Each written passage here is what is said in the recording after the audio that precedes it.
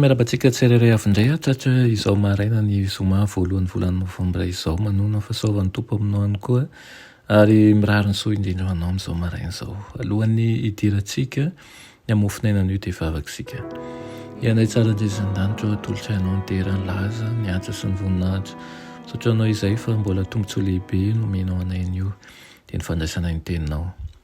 Sokafo ny famampananay tompo ary aokany ianao hiasa ny ivon'ny fiainanay tsirairay avy ka ho fitahina ho an'ny hafa tokoa izay tondra voka-tsoa ny ivon'ny fiarahamonina misy anay ihany hanambara ny fahamarinanao satria fantatray fa ny fahamarinanao ihany no hanafaka anay.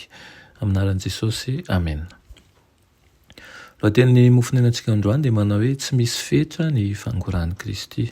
Nalaina Mateo 7:7 manao hoe mba tanteraka izay nampilazaina ny Isaia mpaminany hoe izy naka ny rovintsika sy nitondra ny aretintsika.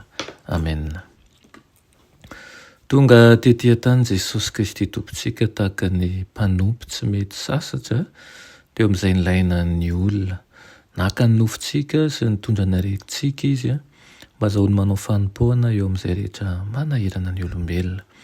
Ny rahany izy mamerina ny olona eo amin'ny laoniny tanteraka ary tonga ambany mihazy an'ireo fahasalamana sy fiadanana ary fahafatatatirahany toetra amampanahy izy.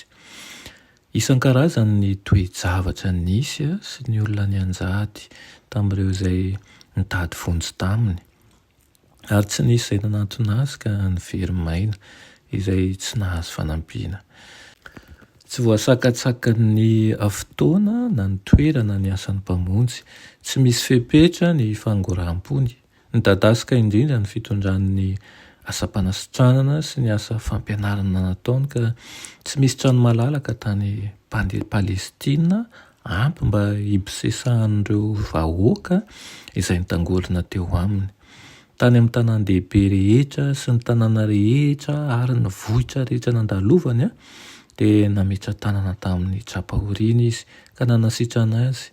Nataiza nisy fohovonina indray ny afatra netiny dia nampahery azy ireo izy tamin'ny fanomezan-toka momba ny fitiavany iray izay any an-danitra.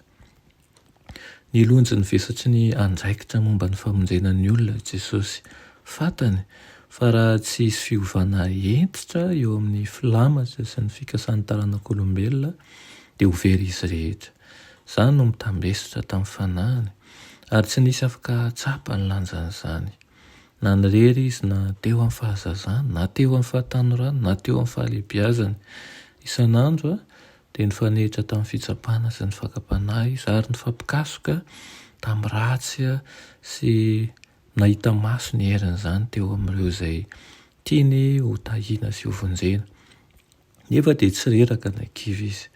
Nary-po sy miramirana manjakariva izy, tsinjona izay nilain'ny lehilahy sy ny vehivavy, ny ankizy sy ny tanora izy rehetra nandefasany fiantsoana hoe maka anesa aty amiko. Raha nitety ny vohitra sy ny tanàna izy dia tahaka ny ony velona nanaparasaka aina sy fifaliana no fandraisan'ny vahoaka azy. Tiany tompo ianao anisan'izany vahoaka izany ihany koa satria ianao dia fitiavany.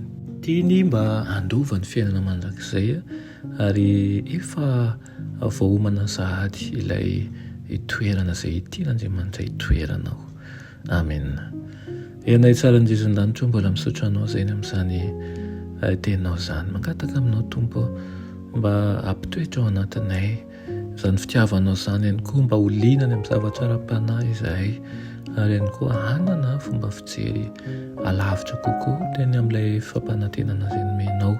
Tsara lavitra noho ny zavatra hitanay maso eto. Aminaran'i Jesosy, amen.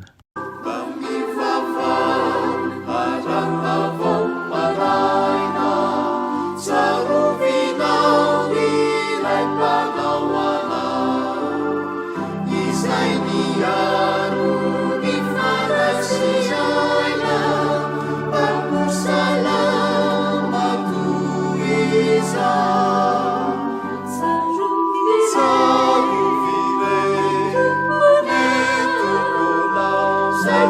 Maria.